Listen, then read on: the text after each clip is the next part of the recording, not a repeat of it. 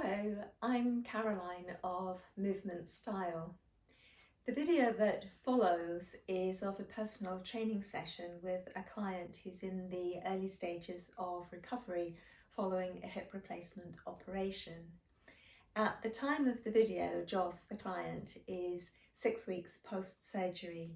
He's had clearance from both his surgeon and his physiotherapist to go back to certain types of exercise again and certain types of movements. So please make sure, if you are post-hip replacement surgery yourself and you're deciding to follow along with this video, that you too have had medical clearance for taking up exercise again. Joss was a complete beginner at yoga and a complete beginner at Pilates at the time of this video. So all of the movements that we're working with are basic, simple movements derived from yoga and from Pilates. Also, as part of the program, I sought to find movements and exercises that would complement the routine that he'd been given by his physiotherapist to aid his recovery as well. And so this is what you see in the video that follows after this introduction. I hope that you'll find the video helpful and useful and also enjoyable. First things first, our alignment. Okay. So finding our two-fist distance pretty much, if you can. You said that wasn't so comfortable, exactly two-fist. So as close to the two-fist distance under the hip joints as you can. And then just trying to even the weight up through the soles of the feet, centre of the heel, ball of the foot pad of the little toe. And then just usually have to relax the feet from the inside, all those little muscles and little attachments through the feet, just allowing them to soften and keep balancing the weight up through the feet as best you can. And then gradually from there, so we've got a nice firm aligned base. And then gradually from there, thinking about higher up. So we just find the base of the spine and think in terms of directing the base of the spine to between the heels. So lengthening the tailbone downwards.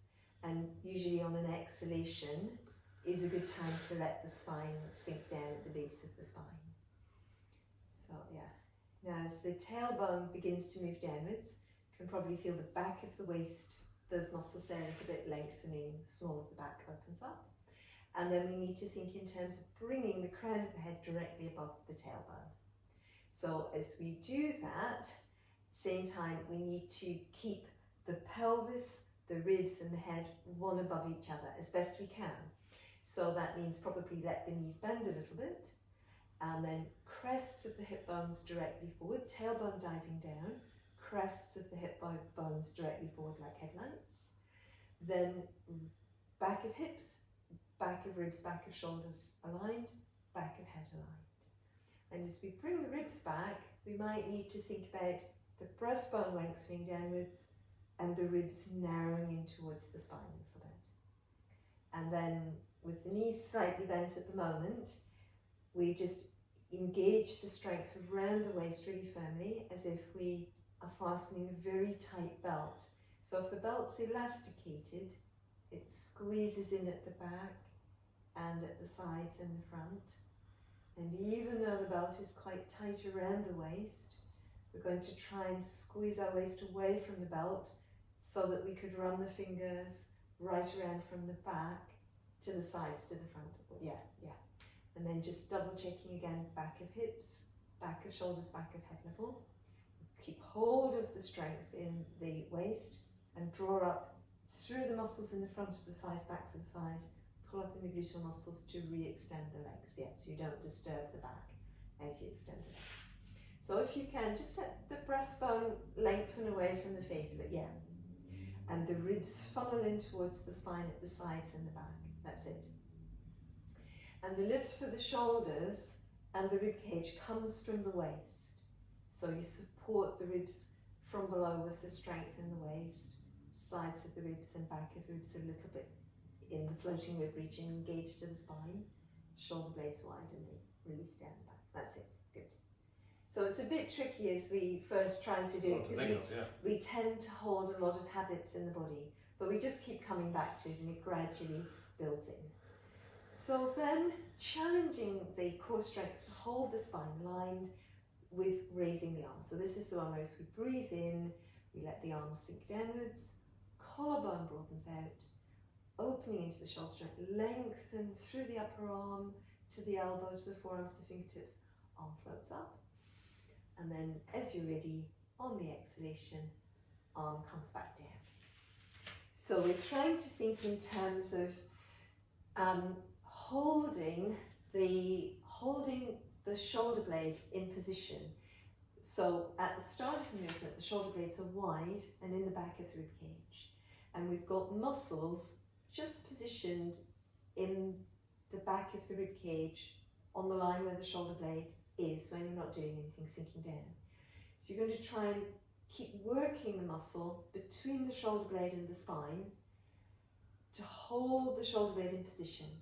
So when the arm moves outwards, it tends to be that the shoulder blade wings out to the side and lifts upwards with the arm. And what we need to do is to keep the shoulder blade anchored by working the muscle directly between the shoulder blade and the spine, right from the start of the movement, so the shoulder blade doesn't move up at the start. And then breathing out to come back. Yeah. And just double check that the ribs keep sinking down and back. Breastbone stay lengthened. Shoulder blade, we try to keep it anchored down the back. Good, yes. And breathing out to come back. So we give it one more go, and as your arm is circling, you're trying to let each vertebra lift away from the one below, and each rib release away from the one below. That's it. And breathing nice and wide into that side of the chest. That's it, good. The shoulder keeps sinking, that's it. Good. And then on the exhalation, drawing back down. Yes. It's quite a lot. I hadn't thought about the ribs on the photo sheet. All right, yes, okay, yes. So then let's do the other side. So off we go to the other side. So once again, just double checking the alignment. So tailbone sinks down, crown of the head floats directly above the tailbone, back of hips, back of shoulders, back of head level. And just trying to feel pelvis and then the ribs stacked directly above and the head directly above. Belt fastens really tightly and then squeezing the waist away from the belt. Then as you're ready, arm sinks downwards, shoulder blade keeps moving in towards the spine, trying to release height through the spine, trying to release each rib away from the one below. That's it. And then as you're ready again, keep lengthening up through the spine as the arm comes down. So on our exhalations, we tend to deflate. I mean, the breath is leading the body and we tend to actively deflate. So we really resist that tendency in yoga and Pilates really. As the arm comes back down on your exhalation, that's a good opportunity to squeeze the belt in again nice and strongly at the back of the waist, at the sides of the waist, and at the front. And you pretty much keep the strength the same right around. So the back of the waist is probably not as strong as the front, but it's your, in a sense, maximum strength, but the maximum strength of the weakest area. Yeah. So once again, as you're ready, arm sinks down, collarbone opens, shoulder blade, we keep it anchored where it started in the back of the rib cage. Breath really opening up between the ribs. And then again, tailbone sinks but crown lifts on the way down and the belt refastens. Good. And then we just give it one more go. Just trying to keep the breastbone moving back towards the spine as you're working.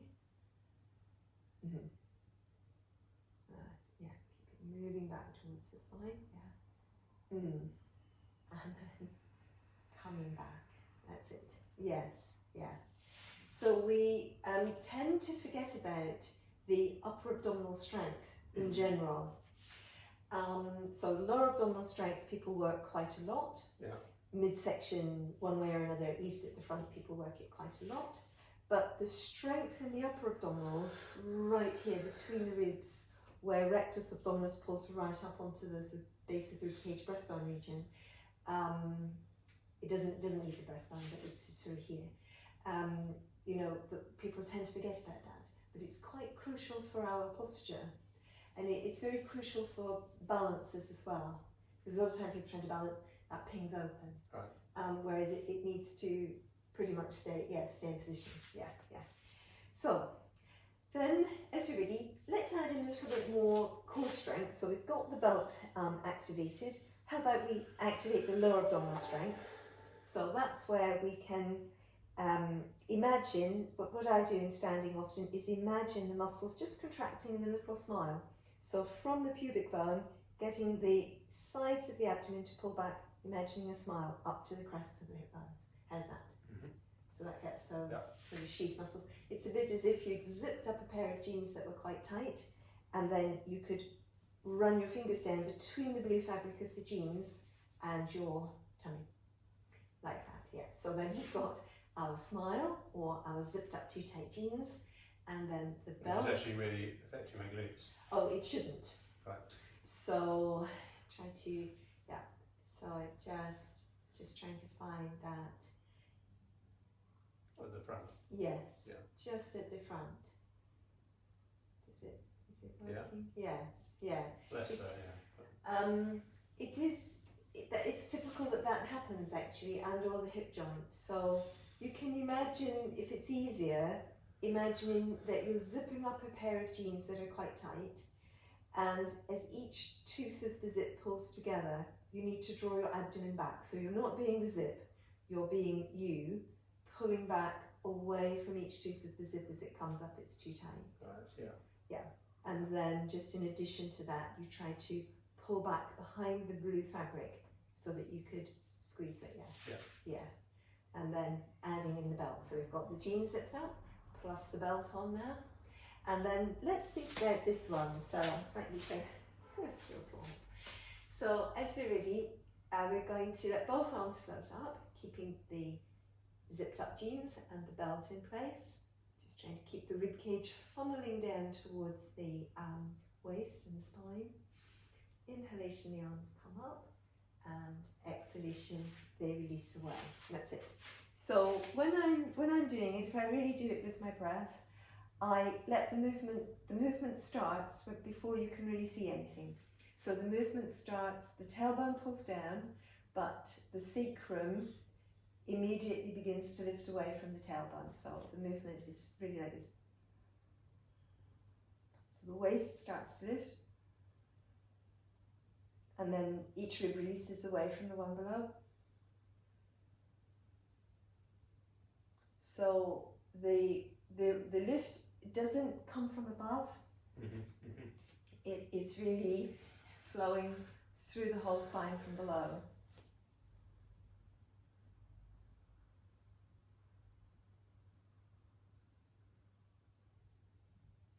Yeah, something like that. Yeah. So each vertebra you try to support it independently, that's it. Shoulder blades, we try to keep them moving down. So it's pretty hard with two arms going up to keep the shoulder blades down. And then as you're ready again, arms coming down, that's it. You try to get a little bit of a lift and a pull up through the calves, through the backs of the thighs, front and back of the thighs. Core strength in place, and there's a little bit of a lift in the gluteal muscles. Good, yeah. Breath goes really wide to help you free up your rib cage. That's it. And crown of the head keeps lifting, yeah. And then on the exhalation, going back, so avoiding deflating. That's it. Good, good. So let's give that one more go. Yeah. It's quite complex, really. All this I can feel. Oh, you can know, you? all around here. All But working, yeah, so. but it's all. Is it all right? Oh yeah. It's all stiff. So. That's it. So you get that strong base of support. Zipped up gene strength, waist strength, stability of the spine and the strength of the spine is very strong. Just using that column of support in the center of the body to help you build the rest of the movement away from it. Yeah. And then crown of your head keeps lifting. And probably, I think my head did drop when I was showing it. I hope you can't believe that, but. So now with that, I thought we'd try to add in a bit of a spinal twist this week. Right. So we've done the spinal twist the other week with the arms going wide, that's it. But I thought this week we could breathe in, so this is why we need such a lot of structure through the spine, and then the hips stay forward as with the other twist, and using the waist strength, spiral through, arms come down, and then again, inhalation and exhalation, and back down. So it's only your shoulders twisting, but I presume it's a twist not coming from the shoulders. No, you're right. Yeah. So the twist comes from, when I'm here, the twist comes from the back of the waist on the side that I'm turning towards. So the back of the waist and the side of the waist, back of the ribs and side of the ribs, and then of course the neck just flows through. And on the way back, you can just come back, or you can deliberately use the other side to return, the side that's stretched. So when we go into a twist, one side, depending on how we perform it, so the side that we're turning towards is contracting, the other side is stretching. And then as we return, we can release this side and either just return on the release, or we can deliberately return with strength. Pull yourself back. Yes. So what the twists do is they contract the muscles on one side of the spine, then release, and that contract-release pattern helps to open length through the spine. Yeah. So so we give it a go. So as tall as we can be, and standing weight as even as we can, tailbone diving down, and the crown of the head straight above. So especially coming into a twist, wanting the spine to be aligned. And then, as you're ready, inhalation, lifting from the base of the spine, supporting each vertebra with the core muscles. And then ribs keep funneling in and shoulder blades keep moving down the back. So let's twist to the right first. So back of the waist on the right side, side of the right waist moving, back of the rib cage, sides of the rib cage, twist through. That's it. Opening through the collarbones, let the shoulder blades move down the back. Then, as we're ready again, inhalation. If you let your breath dive down, your diaphragm contracts and gives you lots of strength. And then we untwist back to the center and exhaling down. That's it. Yeah. So I think slightly harder. It's quite a tight twist. Yeah. Yes, it is harder than it looks. I find generally people find it quite tough, actually. And when we're here, again, if people just raise the arms, but if you let your breath come in, your diaphragm will help you to raise the arms, because the origins of the arms are way down there, more or less, where the diaphragm is, and it just gives the arms a lift at the origin. It all seems very gentle, but I find that I'm getting a stretch along here, a stretch down here, which I think is something that I've completely avoided.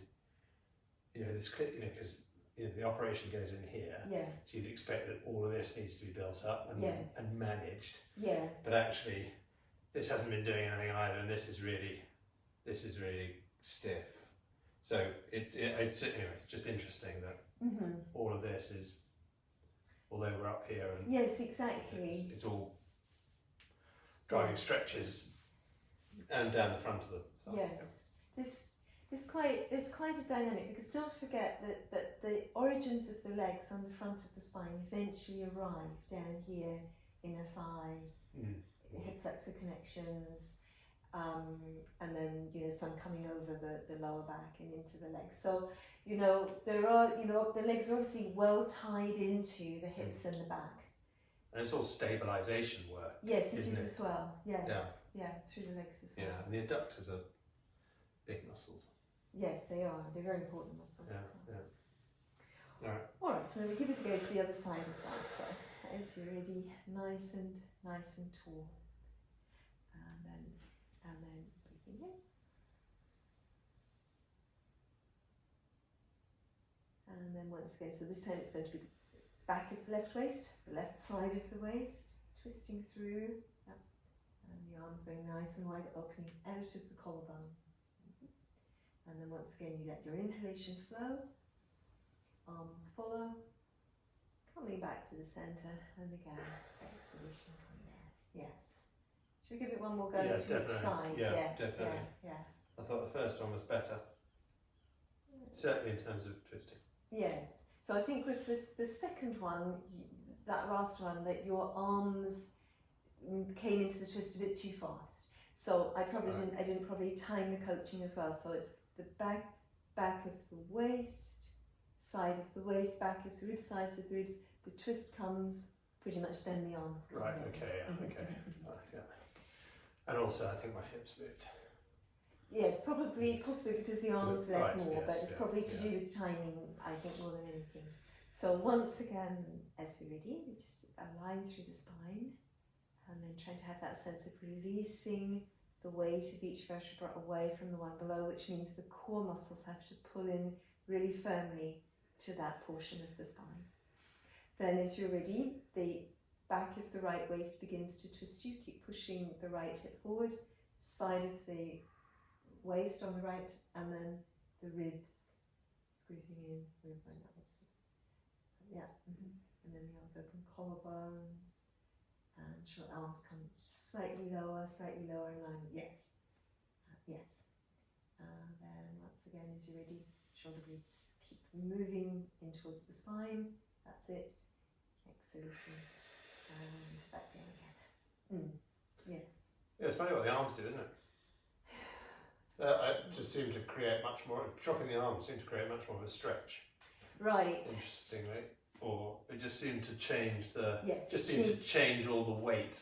It changes the way the weight is. Yeah, the way the weight is. Yeah. Yeah. I think that's quite a nice exercise. You're going to do one more. One more to the other One side. more to the other side. So once again. Good. Yeah. Good. Just trying to release the spine from between the shoulder blades, up into the crown, and then as you're ready, the back of the waist, side of the waist, back of the ribs, sides. The ribs keep pushing that working hip side forward, and then again, arms open from the collarbones. That's it. Yeah. And keep lengthening the neck from between the shoulder blades. That's it. Yeah. And then once again, your inhalation can dive in as much as a third or even half. Coming back and then exhaling away. Yes. Good. All right. So that's that one. Now, how about our famous side bend that we've been working on? Yeah. So that's where, well, you know it really. So we've already been opening the height through the spine and supporting it, and we've been opening the ribs. And what we might think about in the side bend is that the spine carries the weight of the pelvis, normally speaking when we're walking around, carries the weight of the ribs and the head. And in the side bend, you are working to keep leading from the spine and get it to, as it comes up and then over, carry the ribs with it and the arm, carry the head with it. So the spine takes the prime movement and it carries everything with it. Does that make sense? So as we walk around, pelvis goes at the base of the spine, ribs part way up. But of course the spine is carrying all those areas of the body. Yeah. And then you're trying in this different type of movement to get it to still carry those areas. That's good. So our smile or zipped up too tight jeans and the belt really fastened and the shoulder blade keeps moving or keeps aligned towards the spine and in the lower position. And then try to locate your spine at the start of the movement. Tailbone moves down, lifting up from the sacrum, and then each vertebra comes up, and whatever is attached to that vertebra, you keep anchoring the ribs into your spine, keeping the head and neck connected at the top of the spine. And then again breathing, and then as you're ready, you rebuild the spine, carrying the ribs with you, carrying the head with you, and down. Yes, good. Yeah, so as we've been trying to do lifts and from the bottom, it feels like trying to follow that as you're stretching over, trying to build it up from the bottom to the top, and then, although actually then bringing it back down is from the bottom as well, so trying to stack stuff back on top. Exactly, because the best way to move the spine nearly always is according to the the strength of the spine. So at the base of the spine, the vertebrae are really, really big and they form foundational strength. And as the vertebrae come higher, they're much smaller and they're made for dexterity. So we've got a huge amount of dexterity available to us at the neck, over and above most other animals really, because the vertebrae are so tiny. Now that has its downside as well, because they can shift very easily, but also through the ribs, of course, we should be as well quite mobile through that part of the body. We tend not to be, but it's to give the shoulders lots of mobility, or it assists it. And so that's right. The tailbone needs to pull down. Your sacrum has got 8 axes of movement, so it's called the sacrum because it's the crossbone. So it's this axis and this axis. So the tailbone is pulling down so we're on this axis. The tailbone pulls down but also up. Sorry, the sacrum pulls down but also up. Yeah. And then the spine flows from there. So the strength of the movement has to derive from the lower spine for it to be effective. You can, however, once you get the movement going, send lots of energy out of the crown of the head as well. Good, yeah. And then as you cut each vertebra up to come over, good. And the ribs keep engaging into the spine so the spine can carry them. Very good. We breathe in there, you can get a good breath into the side. And then restacking the spine, ideally from the base of the spine. Yeah, from as low down as you can, let it come back quite tall. That's it. Yes. Yeah, it's a long stretch. It's a long stretch. When we really do it like that and structure it, it's a much better stretch than the seemingly, oh, I've gone really far because I've sunk down. Yeah. It's a hard one to teach, I have to say. So again, sacrum stretching down but also up. And then shoulder blade keeps anchoring. And the ribs keep narrowing in. And then again, each vertebra from as low down as you can manage, creating this crescent shape. And the ribs, keep them anchoring into the spine, both sides, and front and back, so the spine is able to carry them. That's it. And then coming back exactly as you said, through the waist, and then vertebra by vertebra, spine through the ribs and through. That's it. So what tends to happen is when people come into the side bend and I think the ribs widen away, and then it's very hard for the spine to carry them. You have to keep them really tight into the spine so that the spine is able to carry them. So with the core strength, I think it's very deep and very tight into the bones, and then allowing everything else to drop away. So when you get that really deep, tight into the bones strength, your axis is anchored and other things can flow around it.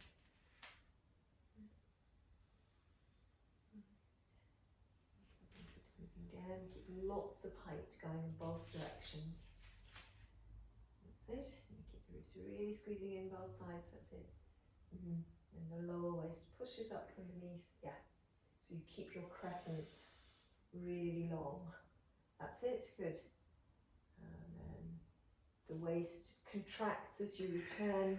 The waist contracts on the side that's just been stretching. You can really actively pull back. Good. Good. All right. So we've had a look at our side bends. Now, what about coming back to that warrior position that we were looking at before? And then that's the one where we put one foot in front. So I'm not sure, the spaces are probably good.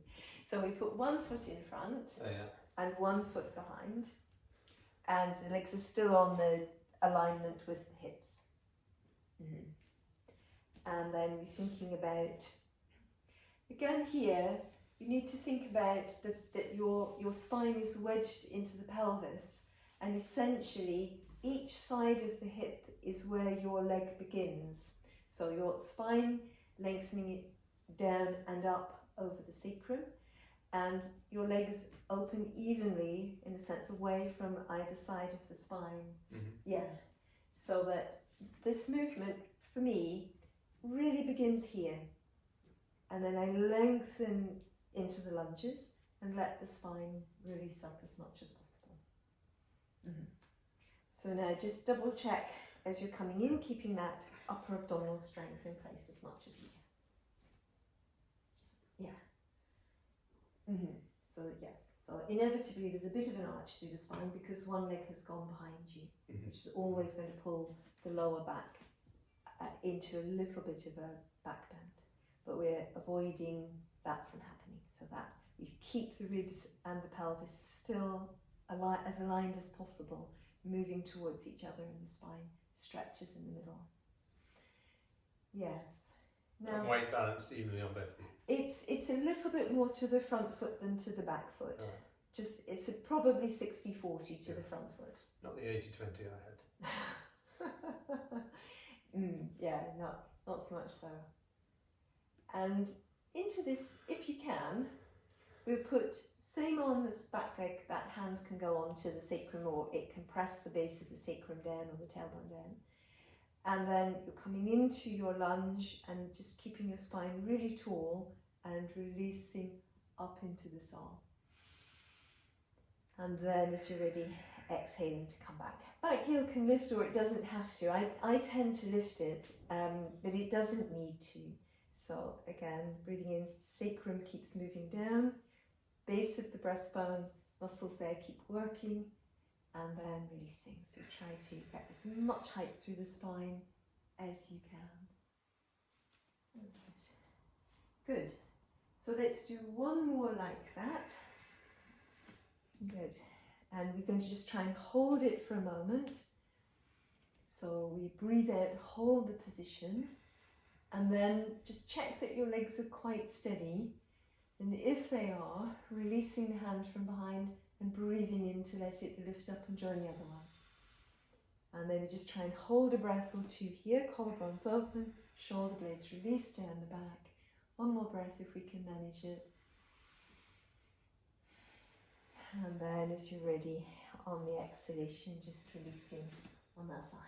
It's much nicer raising my heel. Is it? Yeah. Yes.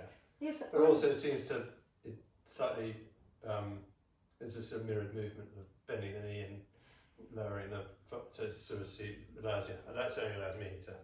Yes, I mean, balance better. I find that I prefer to do it that way, and then I find other people just losing their balance all over the place with the back heel lifting. I like doing it. I mean, I don't think about doing it, but then I notice other people are wobbling all over the place. So I say, well, you don't need to lift the back heel. Well, that's interesting though for me, because there's not a lot, but there's a bit of the stabilisation required as that knee goes forward. That's pretty useful. Yes, yes. So let's do the other side as well then. So then, come forward, that's it. And then, so again, just testing out the lunge position here. That's it. Good, yeah. And the other thing I found about raising the back heel is that it gives me more space to lengthen my waist, to open my waist, and to open as much as is comfortable the back leg. So that each one, essentially, you get a little bit more length, you know, opening through both thighs away from the base of the spine. Good, yeah. And then, as you're ready, if you are, we pop the same hand as back leg onto the sacrum, and then it's with the inhalations coming in with the arm flowing up, and then releasing. So just trying to keep a check on the front knee that it stays right above the ankle, and that means you need to push down into that front heel, especially if you don't have a tremendous amount of space in this type of lunge. Yeah, good. And if we can, we look for the stabilization for the trunk from the waist and the ribs and the upper back rather than the shoulder joint. So keep the shoulder blade moving down the back and stabilize the spine from much lower down. If you can.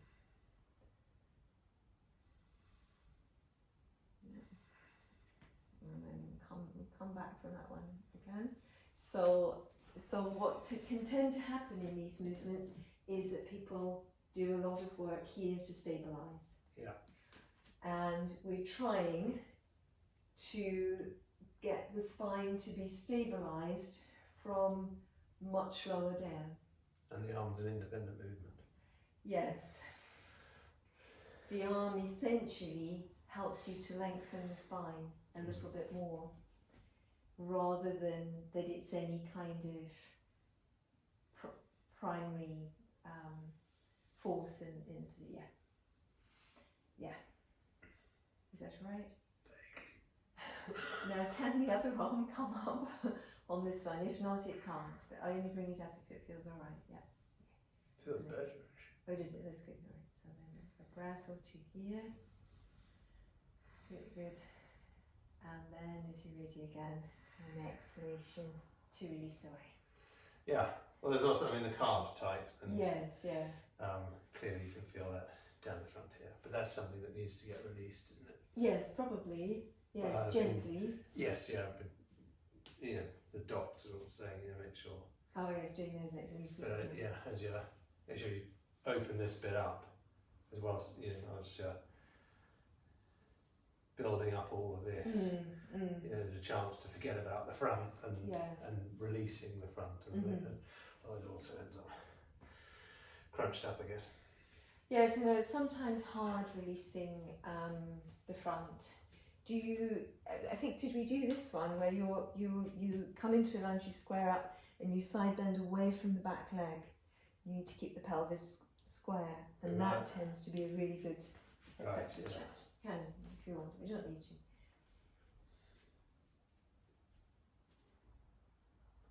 Yeah, maybe a long stretch, as in long stride.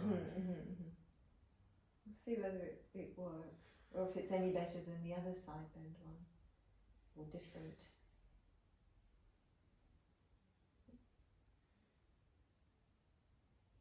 And the ribs keep funneling in towards the spine.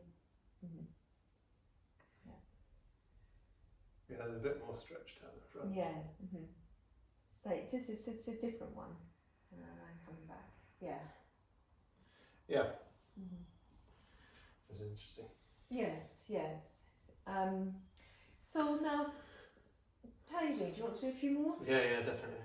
So what I thought we could try and do is add into the spinal twist. And to do that, just taking a little stride forward. We're not going to bend the front knee this time. That both arms lift up like this. And then one arm comes up, and again, just working into your twist. So, of course, it's a bit harder because the legs are separated. It's going to be harder to balance. So, feet nice and open and pretty much even weight as much as you can. It can be slightly more to the back leg than the front leg. And then you're zipped up too tight jeans, and the belt squeezing in, and the waist pulling away from it, the ribs squeezing in.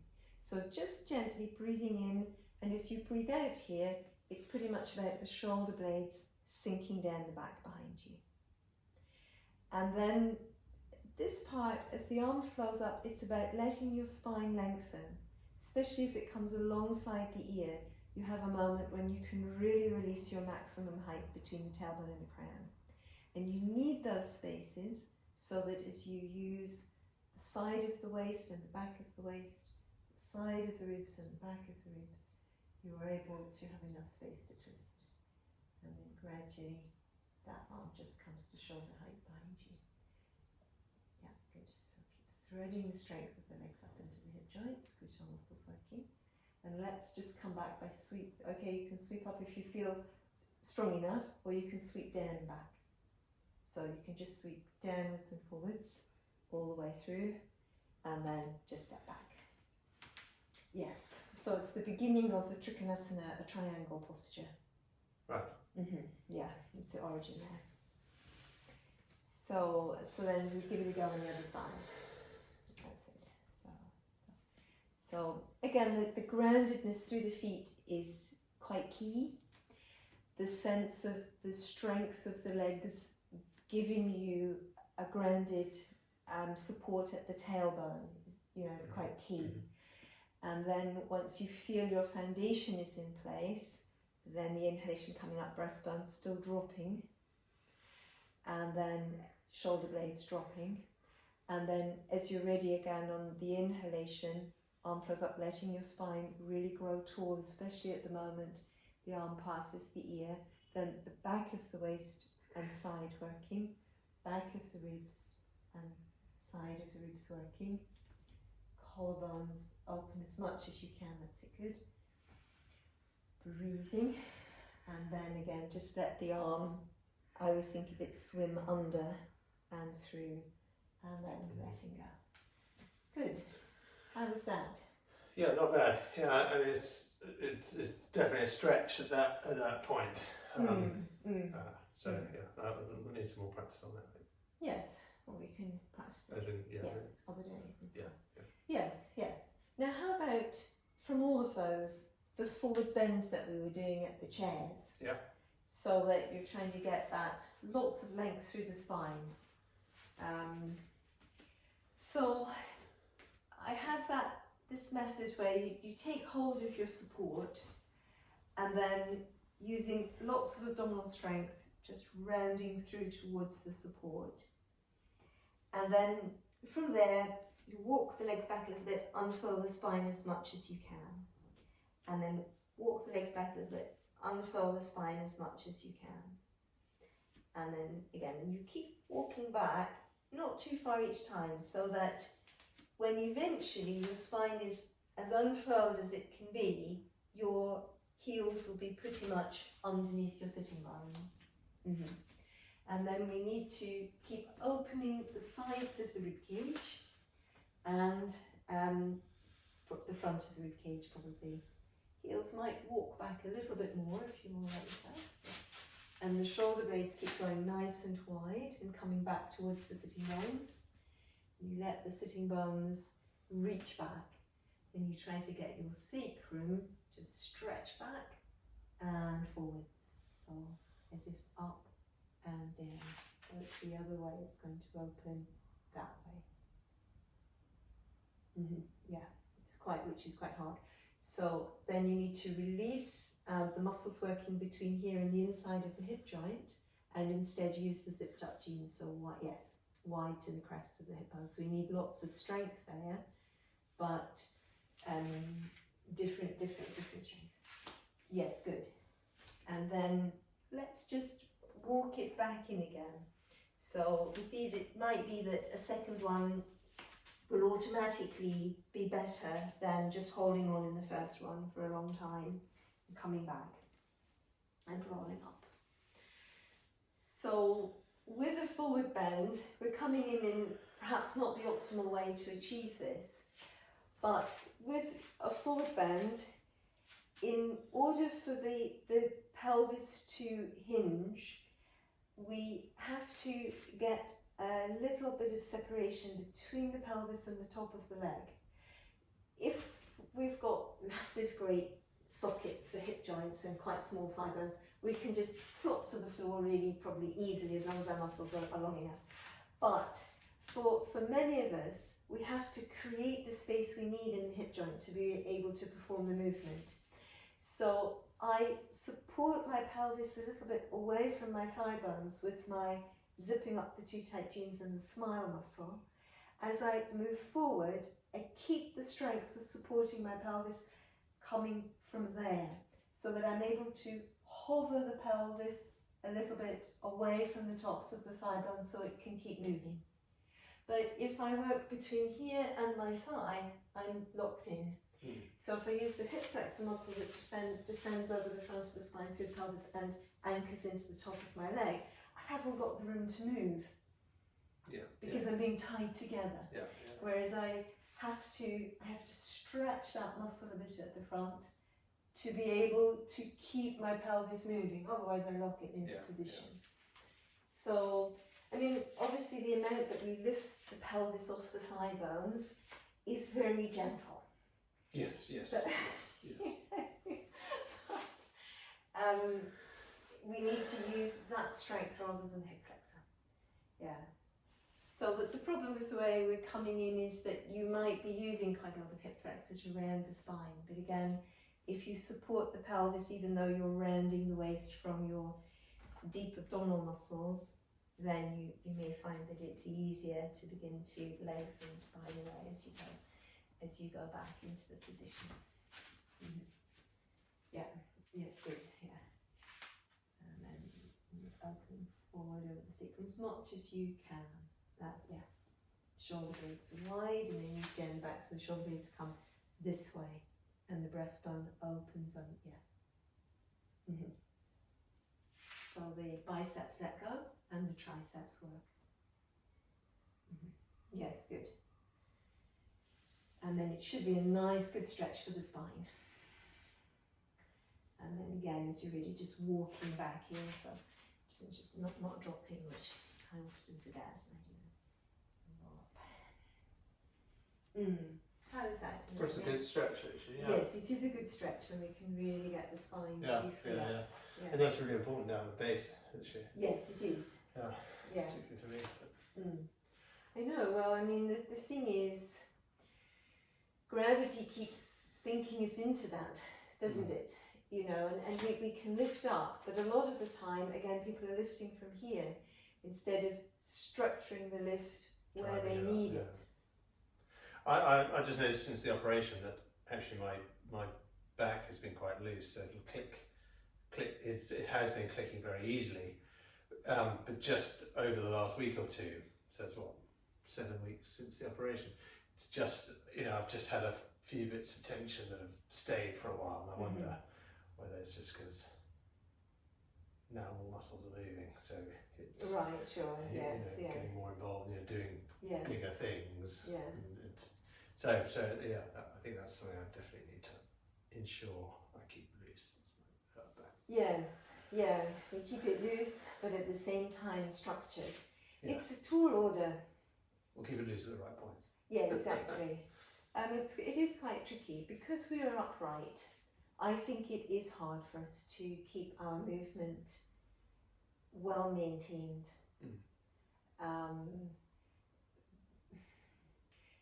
It's, obviously we're evolved to have incredible capacity for movement.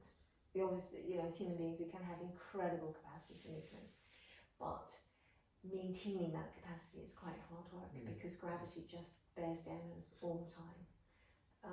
And we only really evolved because evolution stopped or hasn't changed, we haven't changed significantly in terms of evolution for a very, very long time. But we are living much longer than we were at the time that our evolution has gone up to. So we've got gravity bearing down on us for 3 times the length of time that we were intended to be upright against gravity. So we do have to do something to support that. It doesn't do it on its own after a bit, I'm afraid. So how are you for standing? Do you feel like doing any more in standing, or? Whatever you think, really. Yeah. I think the only thing I had left to do in standing is the thinking about this little Pilates type PA squat. Yeah. Getting the strength engaged in that, and then possibly trying to connect it directly into a rise. So a little bit similarly to the last thing that we did, except obviously the spine's upright now. The tailbone moves down, base of the sacrum moves back down, but from there the sacrum lengthens up. And as we move down, we need to keep really stretching over the front of the spine and using the zipped up jeans or the smile, and the hip joints begin the movement. The energy keeps traveling from the hip joint through the inner thigh towards the knee, so it reaches the knee, and the back of the thigh will work to bring us down. And then squeezing back up through the ribs, through the waist, your two tight jeans, gluteal muscles, front and back of thighs. So spine stays really tall. activating the movement from the hip joint, keep the energy leading from the hip towards the knee receives the action, doesn't initiate. Back of the leg will automatically work to bring you down.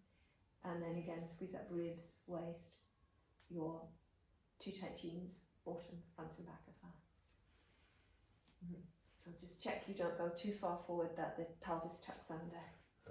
With this type, again, the other idea is to keep the weight really even through the soles of the feet. And as soon as the weight would go more forwards, we've gone too deep. So remember to lengthen the spine. What does the body need to do in order to enable you to keep lengthening your spine and keep it as tall as possible, even though your hips are moving downwards? Good. And basically the answer is it needs to do a lot from behind. But you found that out. It's often good just to ask the body the question. Yeah, absolutely. What needs to happen within the space of the body now to enable that action?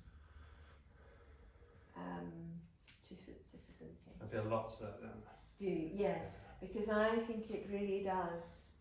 When you keep the spine really tall like this, that has to lengthen. Now the idea is as well just to test us quite challengingly, to pull out of our plie and think about, can we come directly into the rise and lower? All right, yes, use some support. So again, keeping the strength encircling the spine, so the spine can keep lengthening even though the legs are losing some length. So that's far enough going down really, or otherwise the knees take. And then coming back up, the ribs support themselves and the waist, and the pelvic smile, glute muscles pulling through, that's it. And then coming, lowering. That's it. So glutes have to stay very strong to control the lowering action. Yeah. So quite tough. Yeah, it's always going to be. Yeah. But that's interesting coming from that sort of. It's quite, it changes it slightly, definitely. So just double check that the movement isn't travelling directly into the knees. Yes, yeah. There's a need to keep the pelvis anchored back by using the abdominal wall, especially in the lower abdomen, drawing it back to keep your hips in position. And squeezing ribs, waist, and then keep lifting the hips up towards the base of the rib cage. Keep funneling the ribs and the pelvis in towards the spine as much as you can.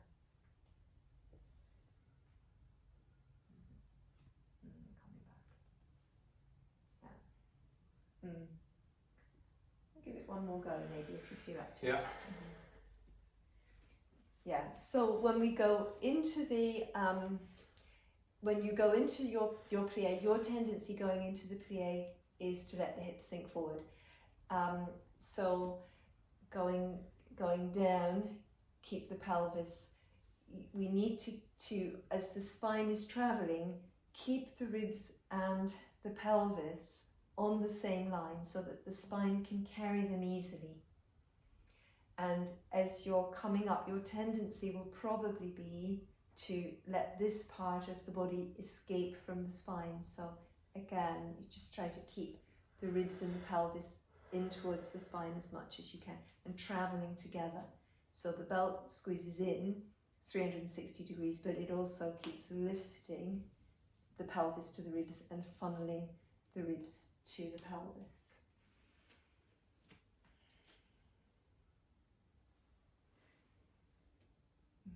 So keep leading from the hips, use the abdominal wall to keep your pelvis in position. Sitting bones keep directing to the floor. The crests of the hip bones need to stay as headlights. So again, the pelvis is really moving under. So it's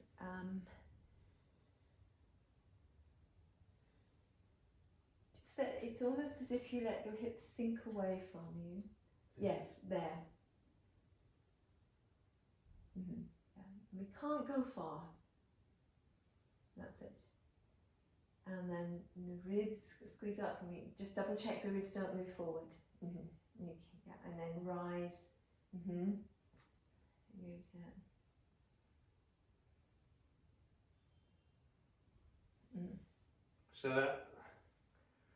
So yeah, with that plie, is it maintain the back? Because I think I've been trying to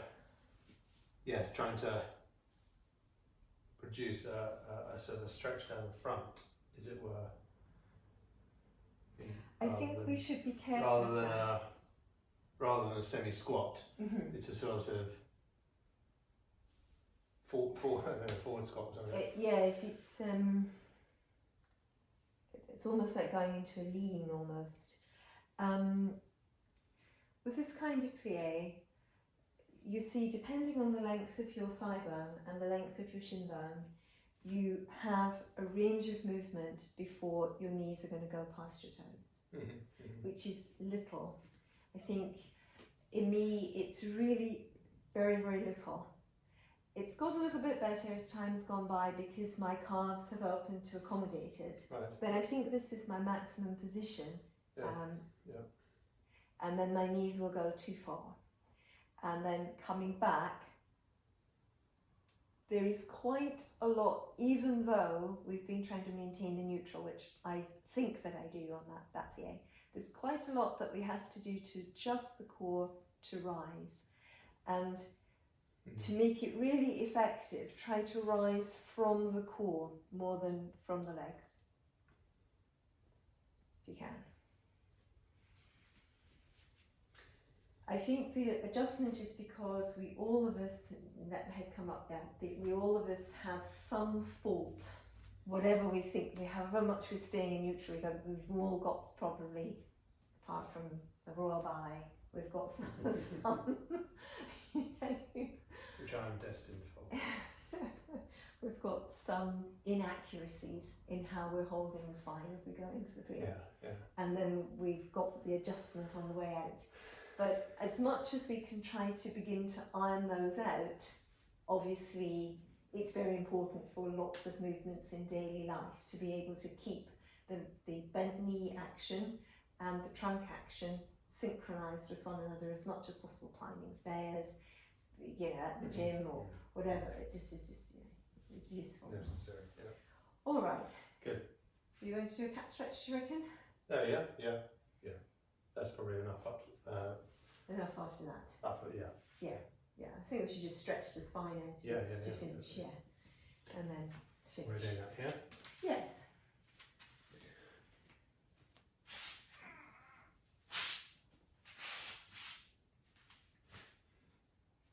You better talk me through it again.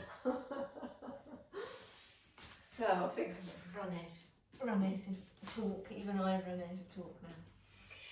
So, just needing to get that right angle at the front of the hip joint, and pretty much you'll automatically get one at the back of the knee.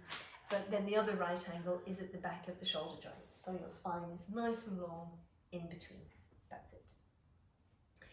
Then the idea that we have is to let the tailbone begin to move downwards and then hollow in the lower abdomen. And think about your zipped up too tight jeans where you go really wide in the lift in the lower abdomen. So you pull up underneath and that will begin to pull the tailbone down and lift the back of the hips.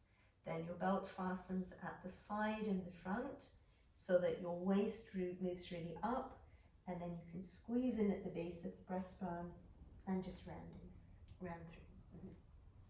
That's it. Then usually we can breathe in here, nice breath into the back of the chest, so you feel a good stretch usually in the lats pretty much.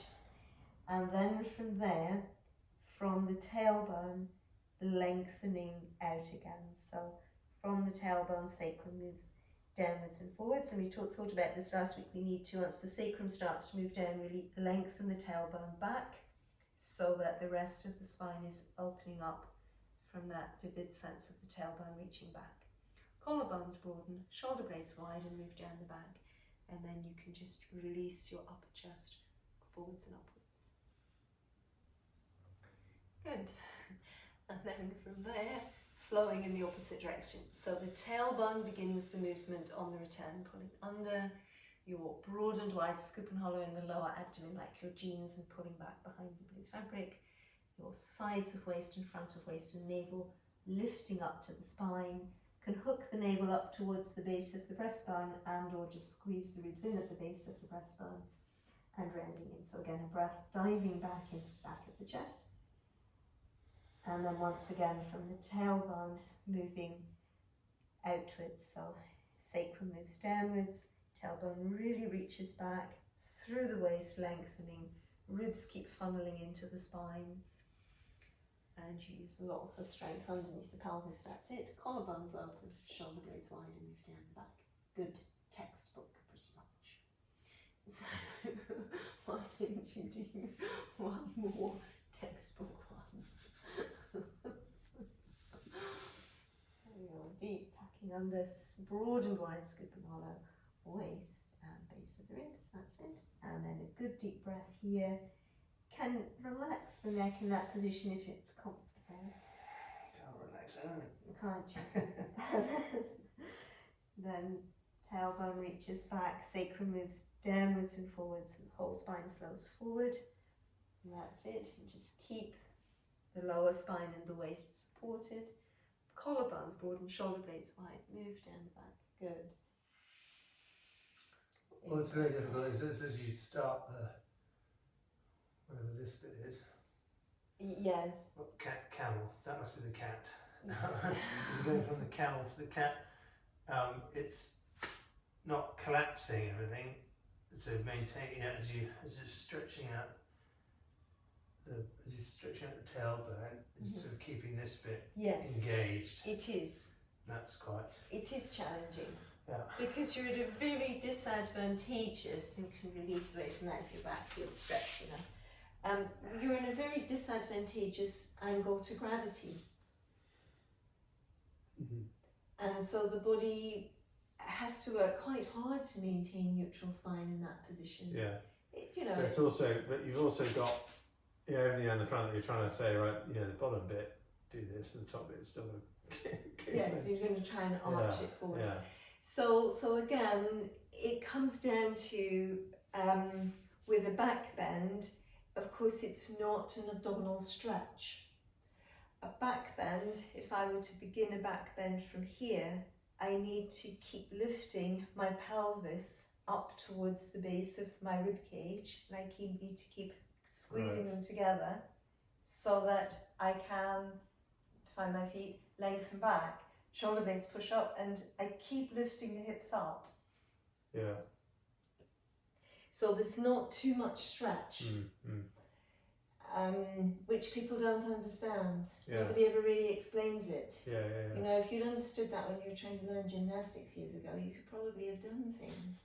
Probably. Probably not for me. I don't know. Good. Well Excellent. done. Good. Good. Thanks very much. Yeah, sure.